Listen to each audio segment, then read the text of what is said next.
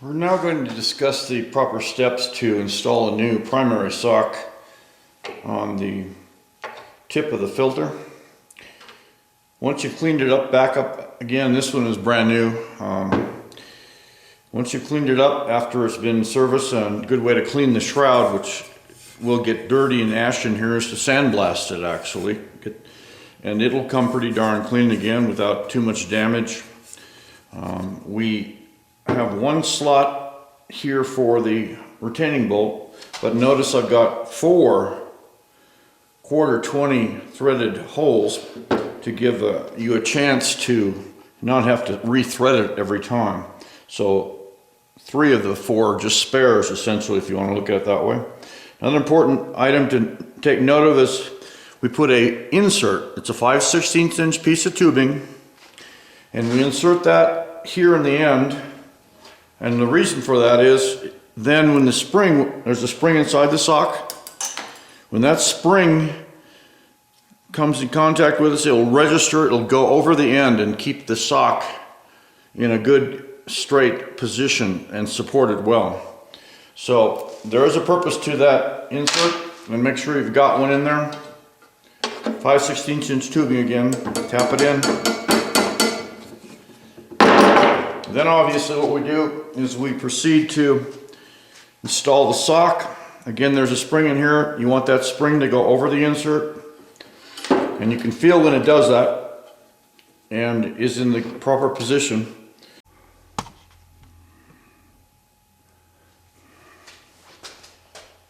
The next step is to put the small band clamp over the end. Keeping in mind you want to register that band clamp in the groove that is on the machined on the fixture itself. You want that to register in that groove. And tighten that down.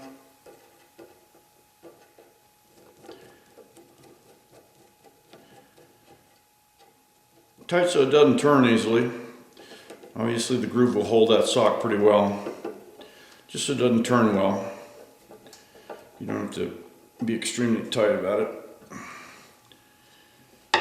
Then we simply insert the sock and assembly inside the shroud and press it home, aligning of course the shroud hole with one of the 4 holes in the what we call the mandrel. Now the interesting thing is we use a aircraft safety washer with a tab that will register in the groove and 2 protrusions that you will bend up over the top of the corner of the bolt once you get it down in place.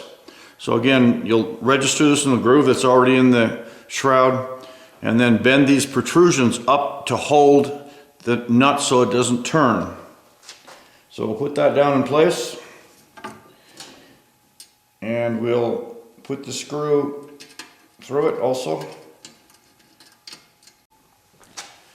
Having inserted both the safety washer and the short 1/4 bolt, we'll tighten it down, and then we will bend those tabs up so that they secure the bolt itself.